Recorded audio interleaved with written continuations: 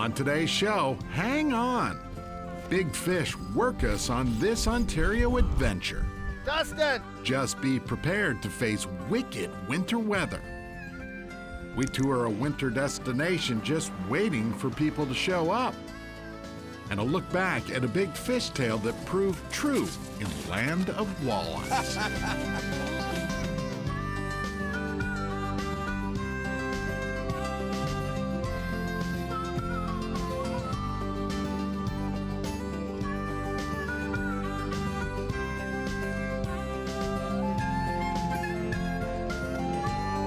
Minnesota Bound, presented by Connecticut Water Treatment Systems. Hey everybody, Laura, Millie and I welcome you to Minnesota Bound. She's in a good mood. She is. Up first, a story that takes us into Ontario to chase big fish. Yeah, it's nice to know that we can once again cross the border and fish the far reaches of Lake of the Woods. Ice fishing few have experienced. Yep, it's a place we call Yellowbird.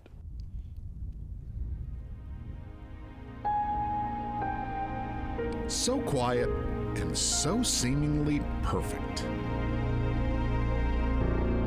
Heavy snow paints a colorful picture of Ontario winter life. This is God's country out here. You're not going to see anyone else, and that's what's so unique and fantastic about it. If you're looking to get away from the crowds, come here. Dustin Brown wants people to understand Lake of the Woods on his side. Ontario's version looks like this. Far different from the feverish fishing scene just south of the U.S.-Canada border. What do you think? I'm ready to do some fishing. It's another Canadian day. Heavy snow blankets the east end of Lake of the Woods. I think we're ready to go.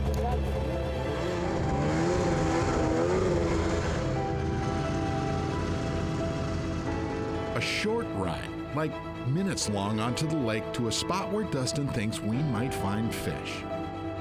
We're gonna check the depth here and see how deep we are. Looking for about 56 feet. I can promise you it's a nice day out today. See, this part of the lake, I love it. We visit every summer to chase big fish and lots of them. But I've never traveled here in winter months. Hope to understand if the rumors prove true. We'll go to work, see if we can snap a couple here. Too bad we can't ask. Not much of a crowd where we fish. Oh, look at this fish! There's a whole school of them right there. Suspended walleyes.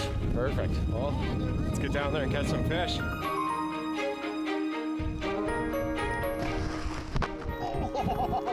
He hit it. We got dumped on. That was a big storm. That was probably the snowstorm of the winter, and we went out fishing in it and caught fish. Yeah. A whitey. Oh, whitey. That's our first catch of the day. We caught a whitey. Should I be happy about that? Yeah. The nice thing about this area though is you don't see anybody else. So that's kind of the difference between the Canadian side and the US side is you have the whole place to yourselves. Oh, boom, little walleye. Kind of small, but still a good little eater. Good work. Smiles all around. Catching walleyes tends to do that. Too bad nobody else showed up to fish. Not exactly a busy area on this massive lake of 14,000 islands. Somebody you know? Yeah, this is one of our trucks. This is our lunch. Yellowbird plows an ice road down Long Bay. If you call or text us with your order, we'll run pizzas out here, beers out here, sandwiches, burgers, whatever you need. Good thing, too. With this much snow, travel gets tricky. Let's tug in again. No hurry. After all, life back at the lodge looks like this. Might as well hang tight and keep fishing. Get ready once this snow passes. We get busy making memories. Dustin!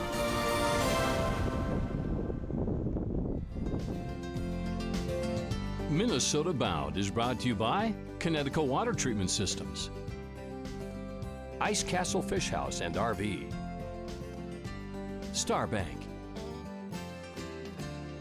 and by Rapala. Not long ago, we headed north to share an ice fishing adventure with our friends at Yellowbird Lodge. And let's just say they showed us winter like we've never seen it before. We come for the fishing, but stay for the snow. Cold is the moon that hangs over Yellowbird.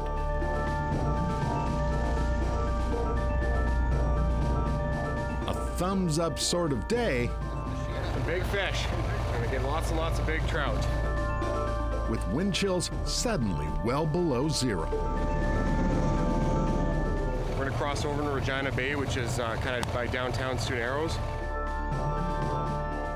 Yesterday's snow left nothing but room for fresh tracks. Absolute nirvana to those who ride. As you can see, we're in paradise. This is completely untouched. Phenomenal. World class. Deep powder, great conditions for riding. I mean, if you're looking for a good sled experience, this is it. We head for a nearby lake trout spot. Also a gem for local history. There used to be a couple gold mines around here. There's actually one at the top. Getting up to it takes work. Got some snow.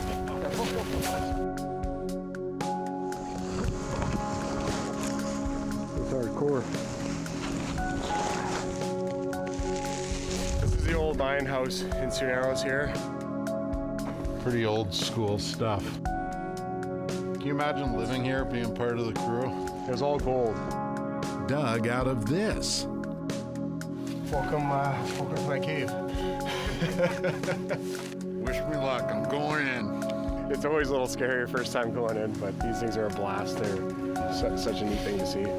Those stories, there's just so much neat history on Lake of the Woods. Aside from the fishing, there's so much more to do. It's actually unbelievable. The bears haven't ever found this. I can't believe it as well. But fishing, Oh, I pretty much love it. we want big fish, and Bonky knows where to find them. That's actually my last name and my nickname, yeah. David Bonky works at Yellowbird. He also works Lake of the Woods, lonely winter waters. Beautiful place to live. Not much traffic.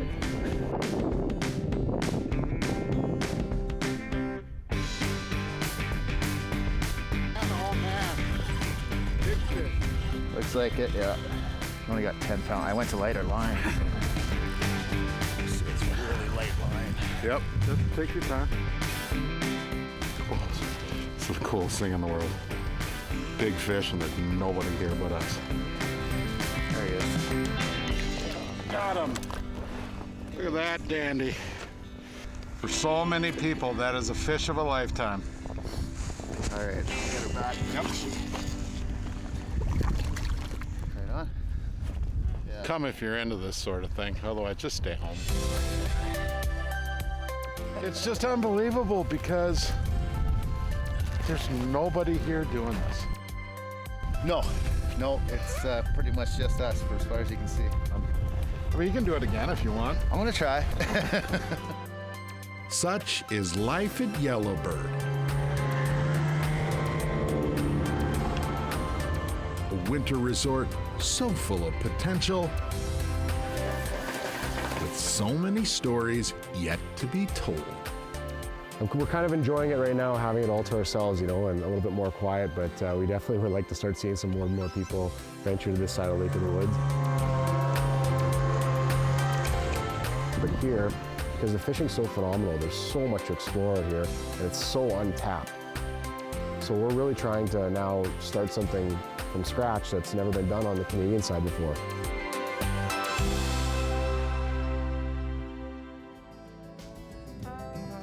Still ahead, a look back at a Minnesota destination that changed the way we all think about ice fishing for crappies. But first, we take a walk in the park. Can you name it? Closed captioning provided by Connecticut Water Treatment Systems.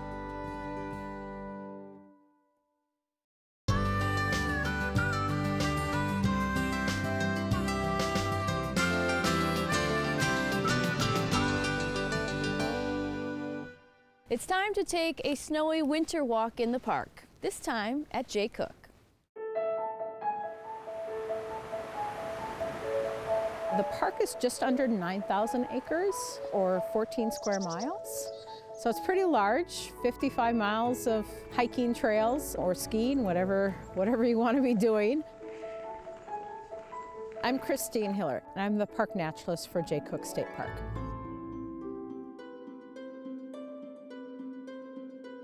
Well, I love J. Cooke any day of the year, frankly, but in the wintertime, a lot quieter in our state parks. Here at the park, we have people that want to come hiking, snowshoeing, mountain biking, or cross-country skiing. Some people just come in and sit by the fireplace. You know, there's a lot of different things to do to just make winter go a little bit faster, so to speak, when you're doing something in it. I'm a snowshoer, so I like snowshoeing or walking.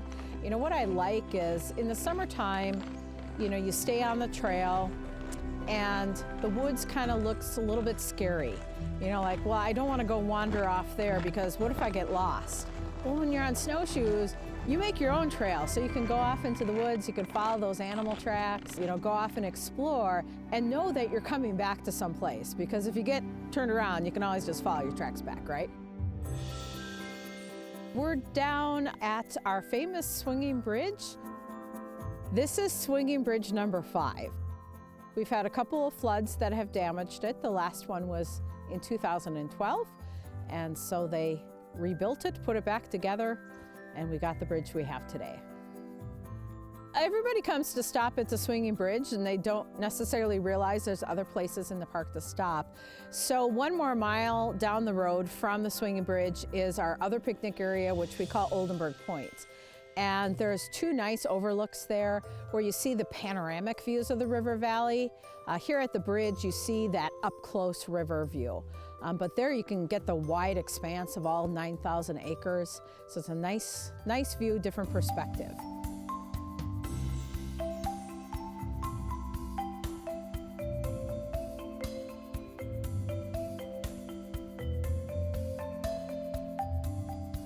We're a very busy park, and we have about 400,000 visitors a year, and a lot of them do come during the summer and the fall time.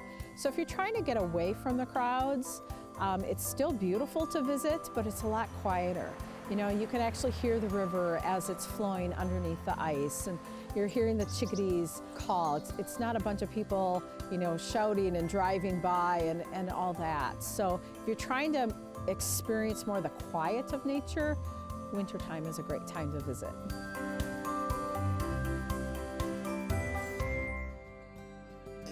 We'd love to see some of your favorite winter state parks. Send us a message on our Instagram page at MNbound TV. Straight ahead, we go back in time to celebrate Red Lake's other magical fish. Minnesota Bound is brought to you by Cass Lake Chain of Resorts, Hewitt Docks, Lifts, and Pontoon Legs, and by Totem Resorts, the premier destination for world-class fishing. Minnesota memories look like this. Make them this year on the Cass Lake Chain, Central Minnesota's forgotten destination. Sparkling clear water, great fishing, friendly resorts, and plenty of good food. 8 lakes to choose from. Oh, and don't forget the sand beaches. Make your memories in Cass Lake. Visit CassLakeChainResorts.com to plan your next getaway. The Hewitt Roll-A-Dock was born in 1971 in a small south central Minnesota town with a mission to make dock install and removal easier. Today, Hewitt Dock's lifts and pontoon legs continue to innovate by using the strongest materials and state-of-the-art robotic welding. Still built with pride in Minnesota, with hundreds of solutions to withstand the harshest of conditions. Many of our original docks are still used today. Find our full line of docking solutions and boat lifts at HewittRad.com.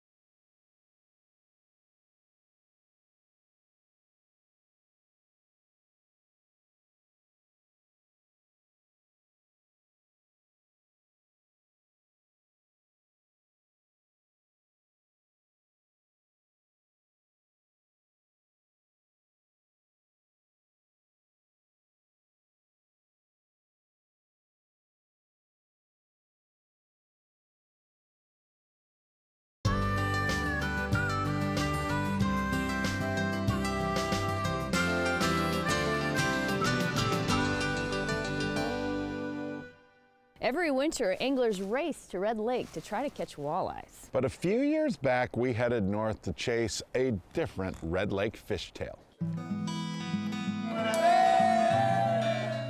Up late, up early. Morning. Good morning. Better get used to it on Minnesota's Red Lake. Minnows. At West Wind, the bait shop opens long before sunup. No, they'll get going about 10, 11 o'clock. And the buzz, even these days, has to do with what once was. Everybody asks about crappies. Everybody. They all loved them. Yeah. They want to know why they didn't keep them in here. But yeah, last weekend saw 6 come in, all singles, but they're 15 inches. The story of Red Lake's crappie saga goes back a few years. It's a story that starts with walleyes. See, in the late 90s, Red Lake's walleye population disappeared. I mean, gone. After shutting down the lake, the state and Red Lake tribe slowly restocked the walleyes. But here's the thing. During that downtime, Red Lake's crappie fishing exploded. Huge. I mean, anywhere you went, any lake you talk to a fisherman, have you been up to Red and got the crappies? Jamie Dittman remembers the crappie craze. He guided on Red. The phones were ringing off the hook. You know, everybody had to get back up to the crappies. You'd see it dark when the bite was over. There'd be a line of cars for 45 minutes leaving the lake. In places like West Wind Resort, people swarmed day and night. To keep up that pace, what you saw last night in here was every single day, January, February, and March. And it was crazy. But slowly, as Red Lake's walleye population rebounded, the crappie fishing died off. In 2006, Red reopened walleye fishing, and the crappie craze hit a wall. And my biggest question is, why did they restock walleye? Why didn't they restock crappie? And my answer to that is, this is a walleye lake. Always has been, always will be. The crappies were a fluke. I can't wait any longer. Let's go. We've come to test Red Lake's waters to get a better feel for this lake's winter appeal. It's a 10-minute drive to the spot we hope to fish.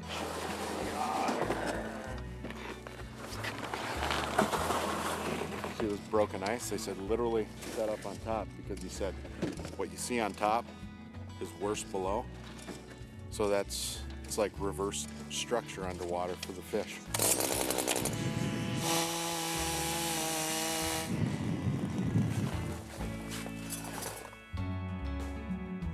I'm kind of old school, but I like my eyedroppers. You see him down there, Chris? I don't see him. Hopefully the bite will turn on here. Oh, missed him. Finally, someone hooks up.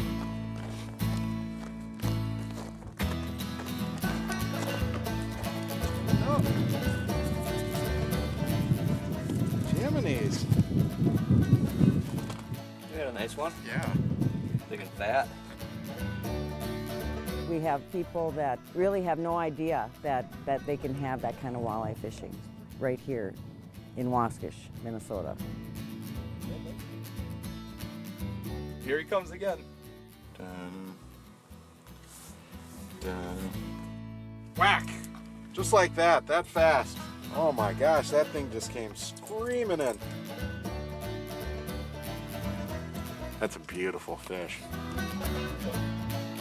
Then it happens.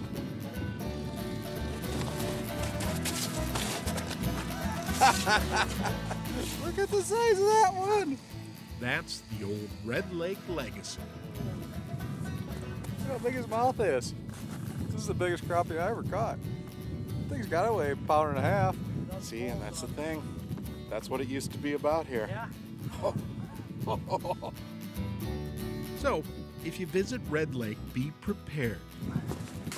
You never really know what might bite, Red Lake walleye. but the odds are it'll be worth a fishtail. Number 20 glow perch, macho minnow, does it again. Now that was a big crappie. Yes, a fish of a lifetime. And the thing is, people can still find them. You just need to go looking for them. Well, that about does it for us. We'll see you back here next week. In the meantime, Millie, Laura, and I always tell you, don't forget to introduce a kid to the great outdoors. Transportation provided by Premier Transportation. Call 1-800-899-7433. To get more Minnesota Bound, including full episodes, go to mnbound.com. And to follow our latest adventures, like us on Facebook.